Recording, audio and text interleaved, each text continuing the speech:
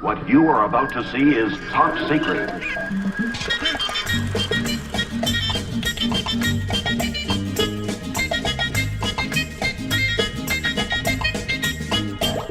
The countdown begins. 3,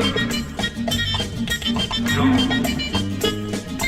1. Blast off!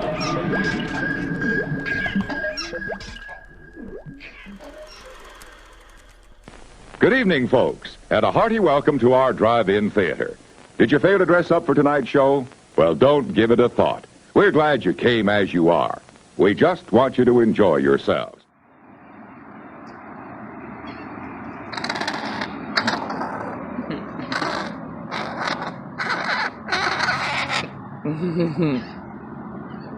Hello? Hello? Hello?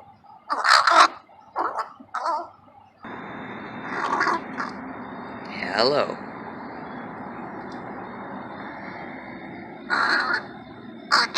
Ouch!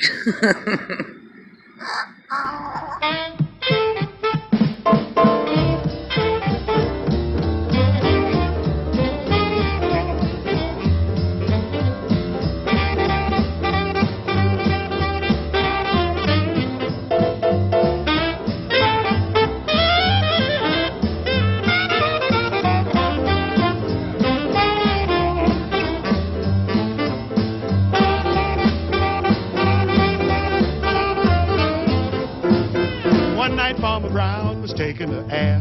He locked up the barnyard with the greatest of care. Down in the hen house something stirred when he shouted, "Who's there?" This is what he heard. There ain't nobody here but us chickens. Nobody here at all. So calm yourself, stop that fuss. There ain't nobody here but us. We chickens trying to sleep, and you bust in and hobble, hobble, hobble, hobble with your chin. There ain't nobody here but us chickens. Nobody here at all. You're stomping around and shaking the ground. You're kicking up an awful dust. We chickens trying to sleep, and you bust in and hobble, hobble, hobble, hobble. It's a sin. Hey, tomorrow is a busy day. We got things to do. We got eggs to lay. We got ground to dig and worms to scratch. It takes a lot of setting, getting chicks to hatch. There ain't nobody here but us chickens. Nobody here at all. So calm yourself, stop that fuss. There ain't nobody here but us.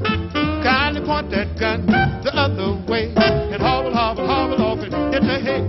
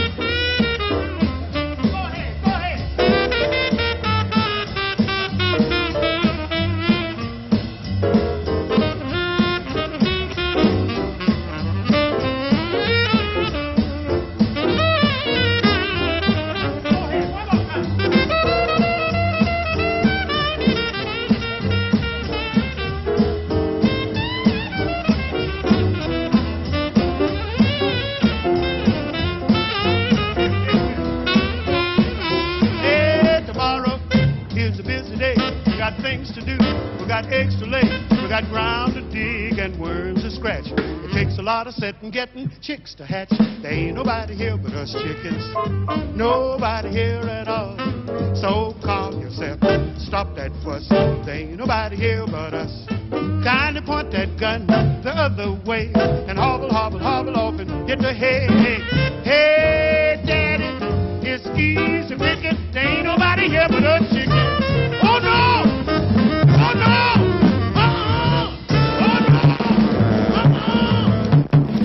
Why did the chicken cross the road? To get to the other side.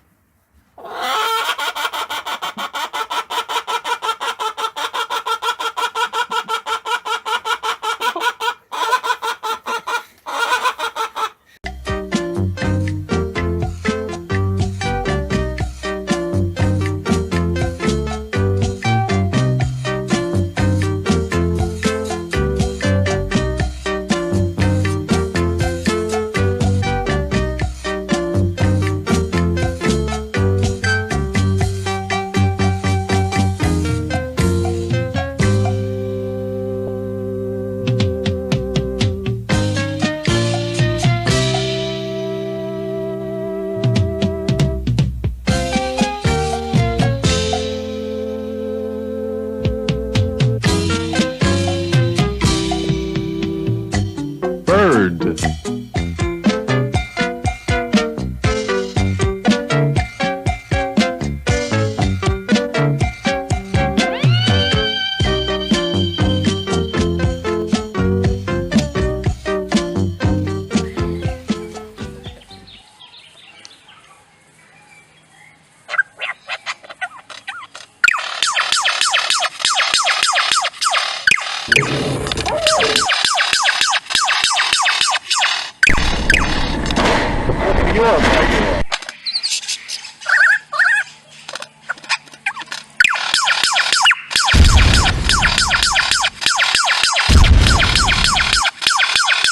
All range mode. You know that I control the galaxy. The mating dance of the puffin is a subtle affair. To appreciate the complexity of these movements, one must enter the mind of the puffin, like so. Oh, hon, I meant to tell you, last night at Pete's I rolled a full house, right? Oh. And I decided to go for it, Right. and I got a Yahtzee. That's so brave, hon. I always keep the odd numbers. They feel so cozy. Oh, hold on. This puffin got some stuffing for your puffin muffin. You're so good at rhyming. Yeah, it just kind of happened. What are you looking at, hon? I kind of felt a tingle. I'll go get the laxatives. It's different. It's like, this puffin got some stuffing for your puffin muffin. Oh, I know what you need. You want to see some boobies? What, like right now? Sure, why not? This booty kitty got a cute booty. Let's take it off like we're on a race of duty. This booty kitty got a cute booty. Let's take it off like we're on a race of duty. This puffin got some stuffing for your puffin muffin. Just give me the beat now, you puffin freak. This puffin got some stuffing for your puffin muffin. Just give me the beat now, you puffin freak. This booty kitty got a cute booty. Let's take it off like we're on a race of duty. I wanna see boobies like we're in a B-movie. Alright. This booty kitty got a cute booty. Let's take it off like we're on a race of duty. I wanna see boobies like we're in a B-movie. Alright. This booty kitty got a cute booty. Let's take it off like we're on a race of duty. I wanna see boobies like we're in a B-movie. Alright. This booty kitty got a cute booty. Let's take it off like we're on a race of duty. I wanna see boobies like we're in a B-movie. So do you, should we? Yeah. Oh, that reminds me. I need socks and I need bin liners. You mean to use while we're like... Oh, yeah. You puffin freak. This is a nice stick. I like sticks. Pick. Let me smash. Please. No, Ron. Go find Becky. You want some fuck? No, Ron, I don't want some fun. I got your blue. Hey girl. You want some tail? Flick. Ron, your tail is small. What? Swiggity sweetie. You want yellow. She doesn't want yellow. Blue and yellow, no. Ron, I'm leaving. What?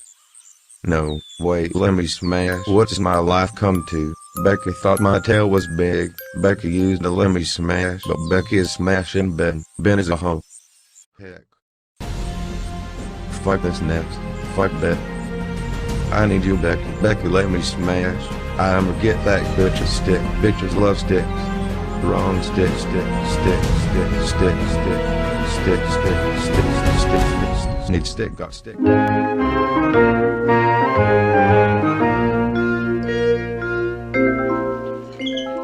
How do you do? My name is Alfred Hitchcock, and I would like to tell you about my forthcoming lecture. It is about the birds and their age-long relationship with man. It will be seen in theaters like this across the country. In my lecture, I hope to make you all aware of our good friends, the birds. Theirs is a noble history, and through it all, man has played a conspicuous part. This cave drawing is one of man's earliest sketches of his feathered friend. One can see at once the loving care with which the artist depicted his subject. The story of man and his friends, the birds, is filled with many fine examples of ways in which these noble creatures have added to the beauty of the world. Take this plumed hat from the period of Charles I. How proud the birds must have been to have their feathers plucked out to brighten man's drab life. Here we have a later model, a refinement of the first. Here man, or rather woman, thought enough of the birds to have an entire one as a decoration. It's quite dead, of course. Naturally, the egg plays a very prominent part in my lecture. Not a word about which came first, however. I don't believe in dealing with controversial matters. Thousands of years ago, man was satisfied merely to steal an egg from a nest and use it for food. Now he has perfected this process by imprisoning each hen in a separate cage and by scientifically manipulating the lights so that she doesn't fall into the rut of the old 24-hour day. Thus, he can induce the bird to reach fantastic heights of egg production. Originally, there were many varieties of birds on Earth. Some have become extinct. The great auk, the passenger pigeon, and the famous dodo bird have all disappeared. Actually, they didn't exactly disappear. They were simply killed off, but of course, this is nature's way. Man merely hurries the process along whenever he can be of help. Man and birds have been responsible for a great many advances in our civilization. For example, the bird was the inspiration for the invention of gunpowder, and it was his speed that brought about the development of the shotgun.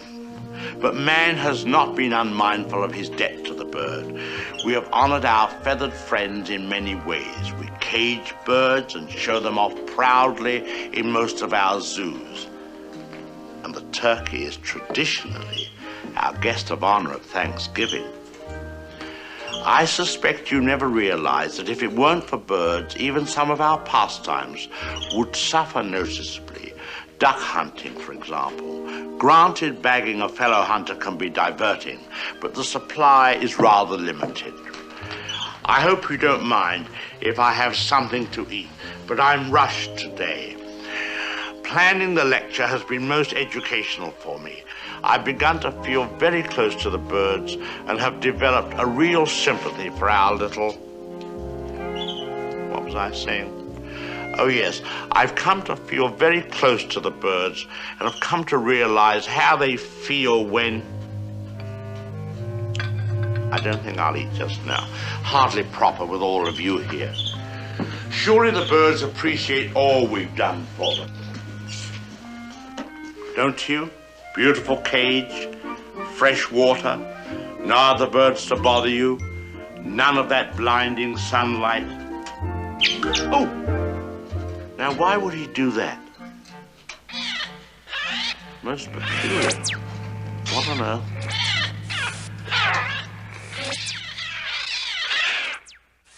Is there a role that you've always searched for, have not had yet? Do you remember in New York, back in the 60s, this fella, Moondog, who used to stand the blind guy? Yeah, the blind Sure. Viking. Right. I can play him, man. Yeah!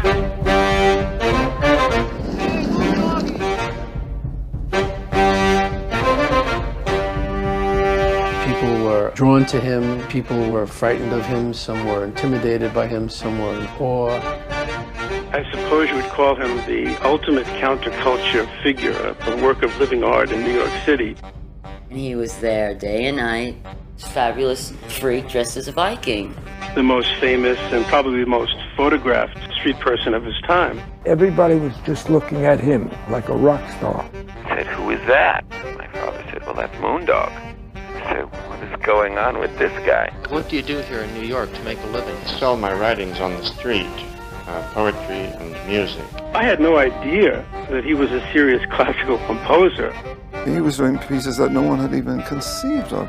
A blind, homeless guy becomes this hugely influential artist, and everyone from Janis Joplin to Anthony and the Johnsons plays his music. The only one who knows this ounce of words is just a token is he who has a tongue to tell that must remain unspoken.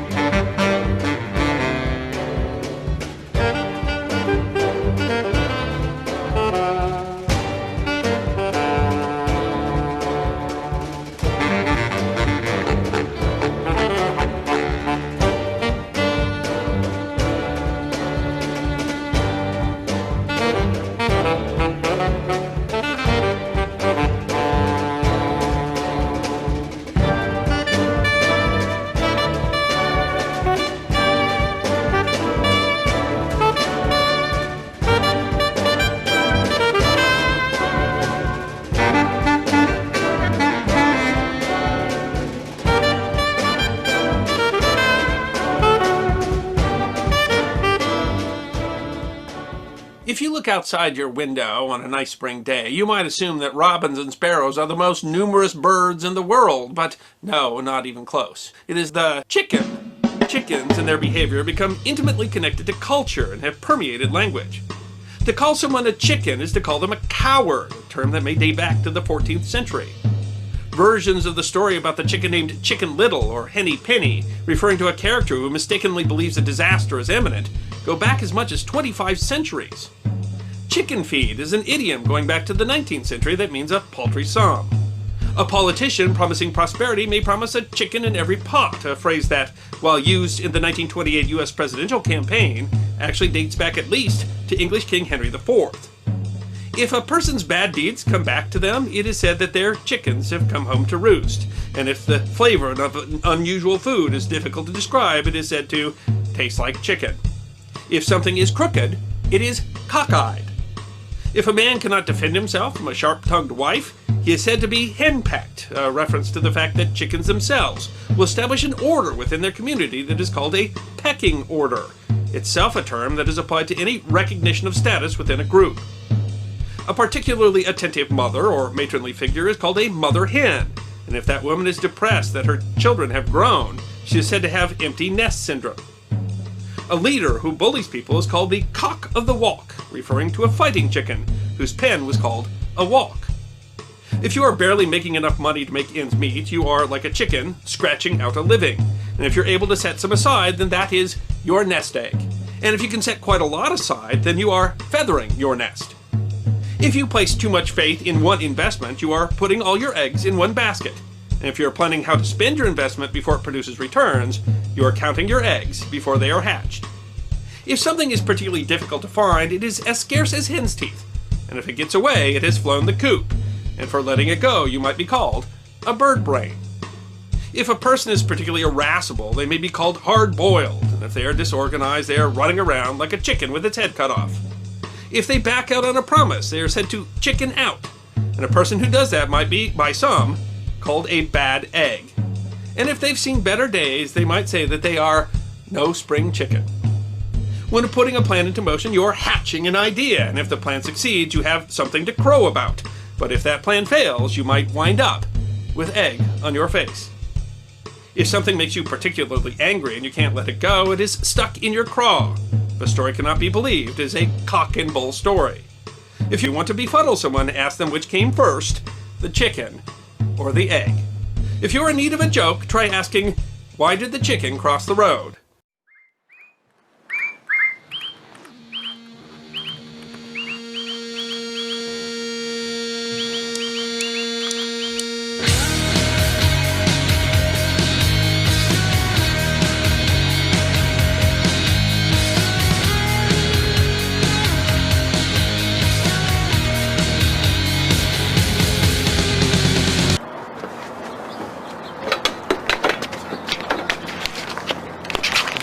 Here they come! Open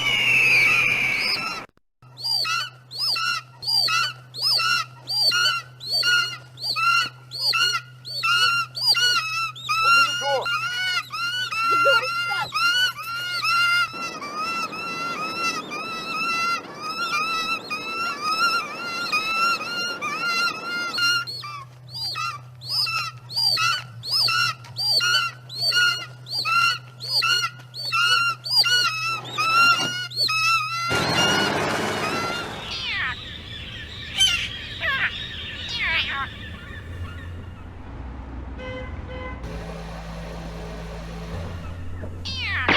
I don't like your seagulls much. Hey, no touching allowed! Oh! That's a sparrow, all right. Do I sound foolish to you?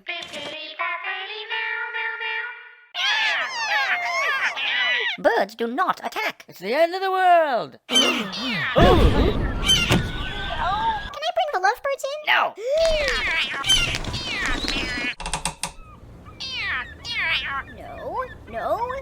No. Mitch! Shh.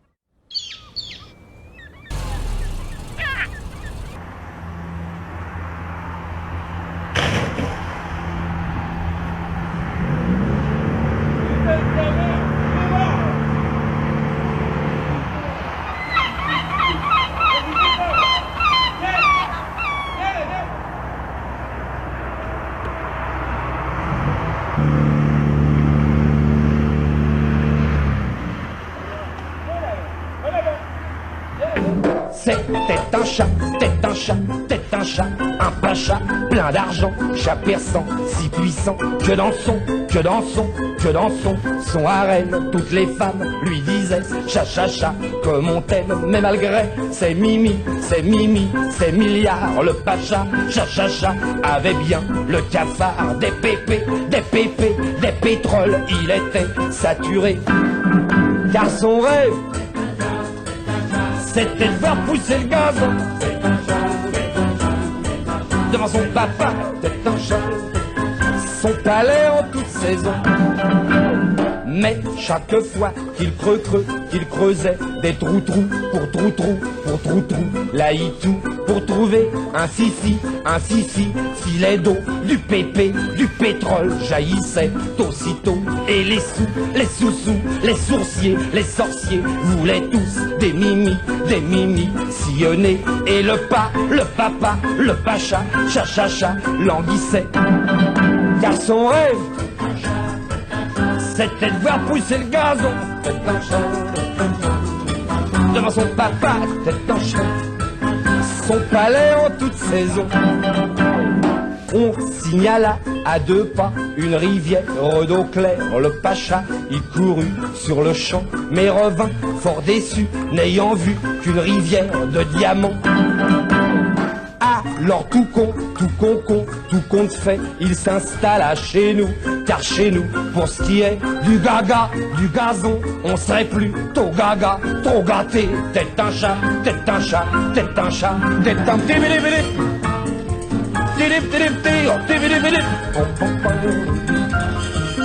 on est sûr, voir toujours pousser le gazon, devant nos papas, nos palais en toute saison.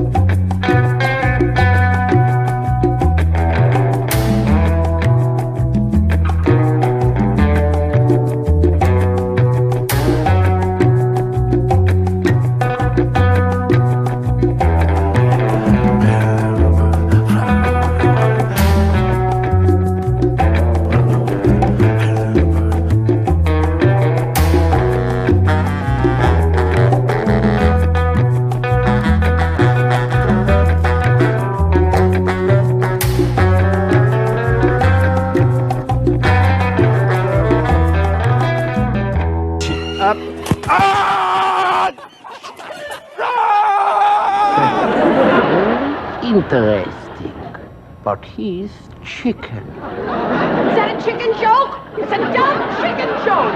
Dumb!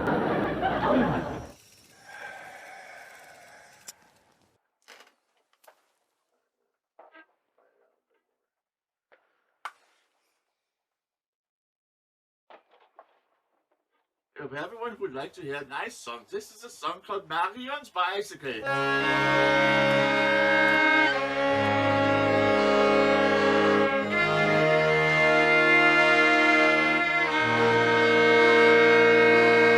Marion hat ein Vater gehabt und David hat's gestohlen.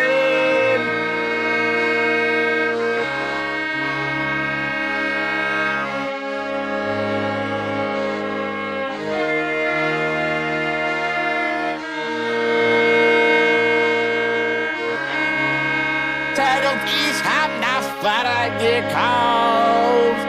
Ein sauberes Geschweiß.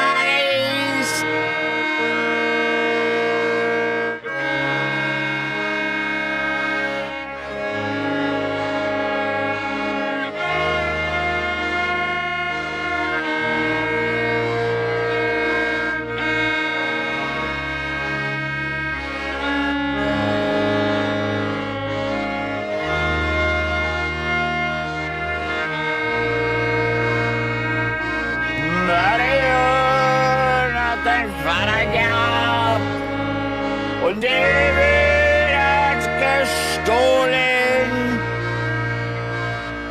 Marion, oh Marion, Marion, Marion. Tijdelijk is het naast waar je kauft, en Sanders geschweißt.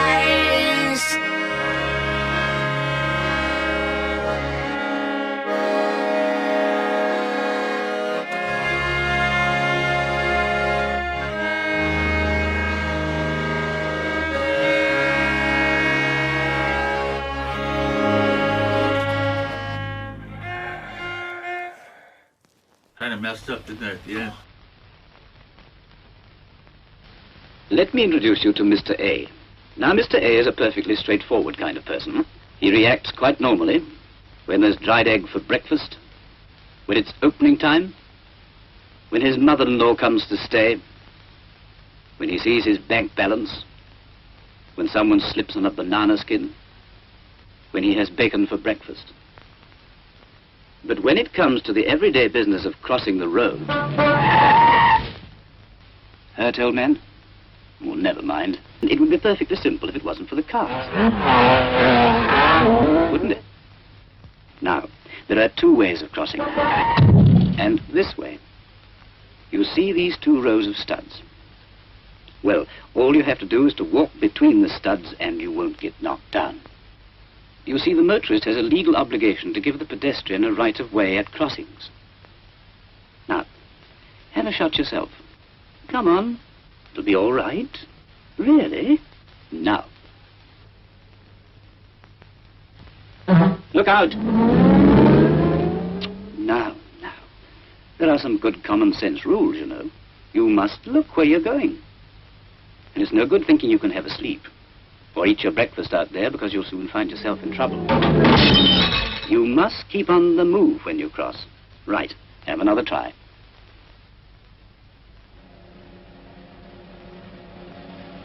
That's it. Good. Fine. Keep it up.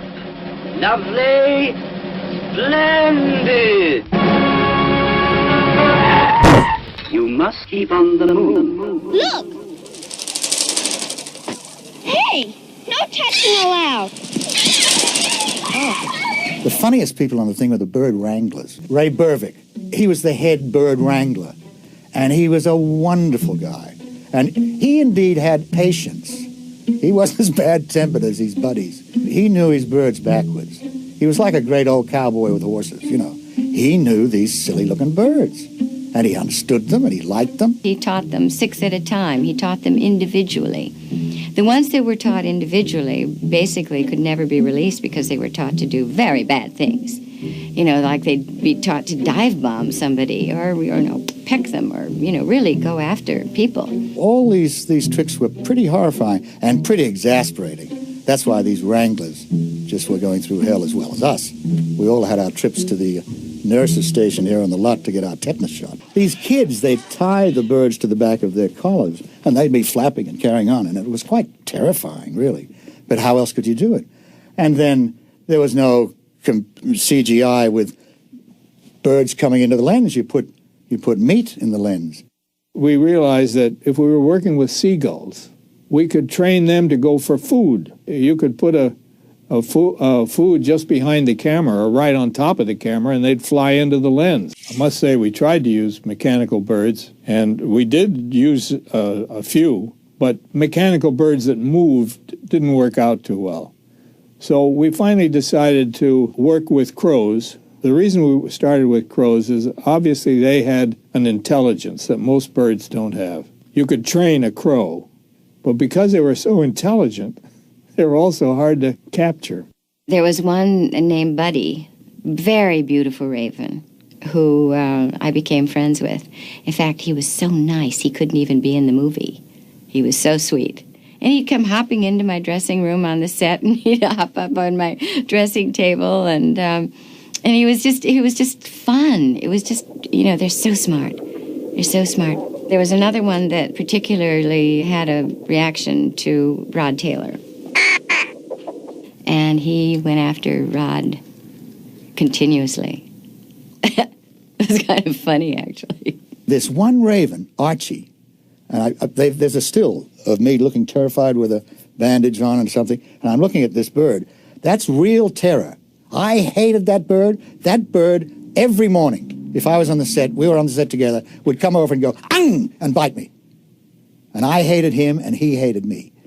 Even when we came back to the studio, and I think that shot on the veranda was taken in the studio, I'd walk in and say, "Is Archie working today?"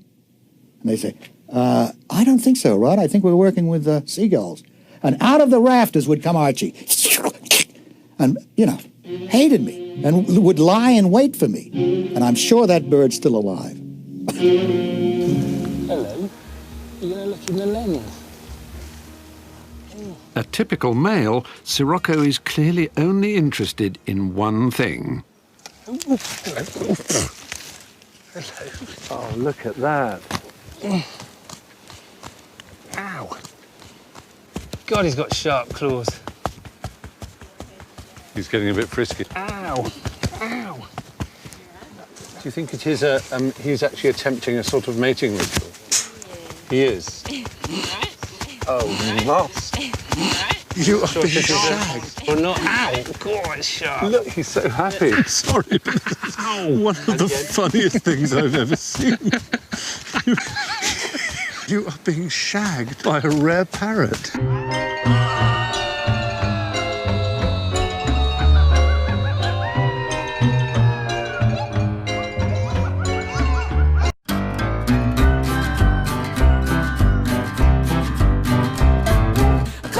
Clucking goes the chicken, and the chicken is my favorite food. I'll eat the wings, and I'll eat the breast. Chicken, it is the best. Welcome to Charbay's Chicken World and Restaurant Resort. This is the largest fast food entertainment complex in North America, with a subterranean farm, a power plant, and the world's only magma-heated chicken blast fryer. Now, you be the new senior chief and night manager. Now, does that sound like what you're looking for? Well, that sounds fine to me. Yuck, you call this a sandwich? Yeah, I know. Tastes like shit. What about Tony? What about me? Get back in the kitchen and make me a real sandwich before I give you a crack in the mouth. Maybe straighten out your eyes.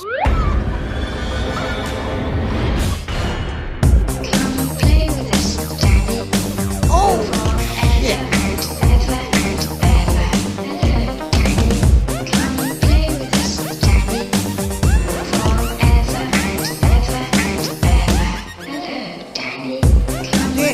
Let's get the hell out of here.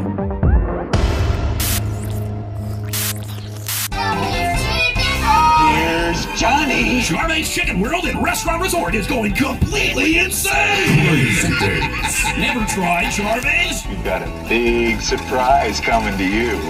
Introducing our new and amazingly tasty volcanically activated extreme dipping sauce, the Shiny. They'll love it. Charbay's Chicken World and Restaurant Resort with over 237 attractions in Mount Spalsey on Highway 272. We'll blindfold the chicken with tiny little band-aids, and then we just drown them in the spicy barbecue sauce and pluck all the tail feathers with a shop vac and a pair of surgical clamps. Do you mind if I ask why you do that?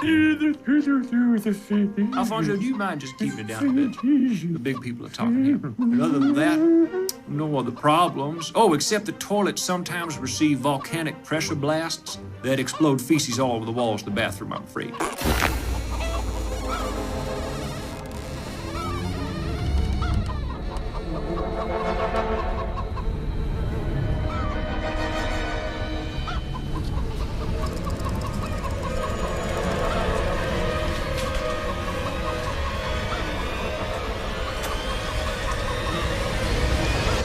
Hello. Volcano sauce pressure tank is located in room 237. So we gotta go into room 237 and take out the volcano sauce pressure tank. Room 237? Yeah, room 237. 237. Am I not speaking clearly? You just gotta go in there and distract that big crazy chicken so me and Tony can plant the explosive. Who's Tony? Who the fuck am I? Who the fuck are you, you green-ass piece of shit? Torrance, hello! How are you? Okay, would you like to try the new experimental sauce, the Shiny Volcano sauce? I'm awfully glad you asked me that, Lloyd. Golden, okay, listen up. We have a spicy, a super spicy, tasty spicy. We have a super shiny spicy, and we have a super duper shiny spicy suicide sauce. Hey! It has the essence of a real chicken volcano right into the insides of it. Ranch rum, ranch rum, ranch rum. Oh, sorry, I meant burger. I'm dyslexic, didn't I tell you? Okay, check. Ever since we've moved here, you've been acting more and more like a chicken. It's too much pressure. The volcano sauce pipes is gonna blow.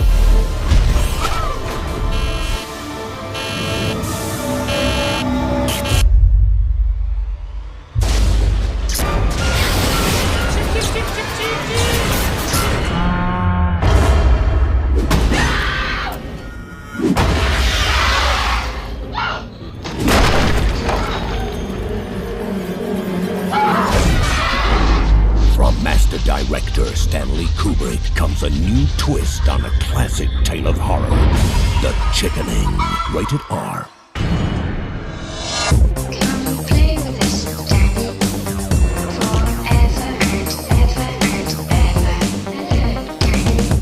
You know you're growing a beak, right? Chip, chip, chip, chip, chip, chip. Do you know the way to the castle at the center of the labyrinth? You want to get to the castle, huh? How's that for brain power, huh? Be quiet! Ah, nuts. The way forward is sometimes the way back. Ha! Will you listen to this crap? Will you please be quiet? All right. Okay? Okay. All right. All right. What? Sorry. Finished? Yes. It's so stimulating being your head.